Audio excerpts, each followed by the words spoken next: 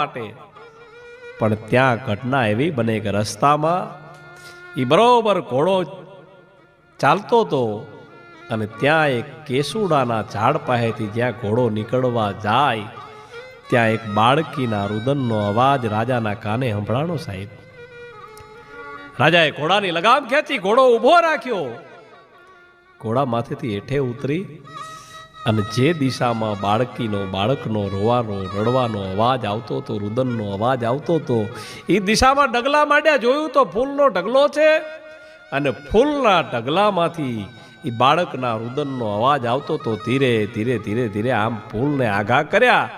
જોયું તો એક દેદીપ્યમાન તેજસ્વી બાળકી સાહેબ એ ફૂલના ઢગલામાં રુદન કરતી હતી. સાહેબ, રાજાએ બાળકીને પોતાના ખોળામાં લીધી. બાળકીને તેડી અને આજુબાજુ બૂમ પાડી કે આય કોઈ દેખાય છે? આ બાળકીના કોઈ વાલી વારસદાર, એના માતા પિતા કોઈ અહીંયા દેખાય છે? આ બાળકી એકલી કોની છે અહીંયા? આજુબાજુથી ક્યાંયથી અવાજ ન મળ્યો. સાહેબ, રાજાએ પોતાના ખોળામાં લઈ લીધી. ઘોડેસવાર થઈ અને રાજા બાળકીને લઈ અને ઓગણનાથના દર્શન કરવા માટે જાય છે. ઓગણનાથના દર્શન કરી અને રાજા એટલું બોલ્યો કે બાપુ, આપના આશીર્વાદ હાચા પડ્યા હો. મારે ત્યાં 2 કન્યા રત્નનો જન્મ થયો છે, 2 દીકરીઓનો જન્મ થયો. આપણા આશીર્વાદ હાચા પડ્યા. પણ બાપુ, અહીંયા આવતો તો રસ્તામાં આવી બીના બની, આવી ઘટના બની.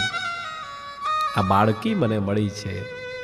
અને ત્યારે ઓગણનાથે કીધું કે રાજન, હે રાજસિંહ, ચંદનસિંહ, મારા શબ્દો તમે યાદ કરો. મેં તમને શું આશીર્વાદ આપ્યો તો કે તમારે ત્યાં 2 દીકરીનો જન્મ થશે, પણ ઘોડિયા 3 બંધાવજો.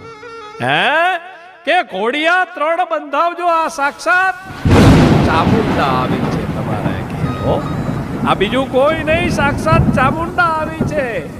હવે એનું જતન કરજો, જાઓ, તમારું કલ્યાણ થશે. રાજા બાળકીને લઈ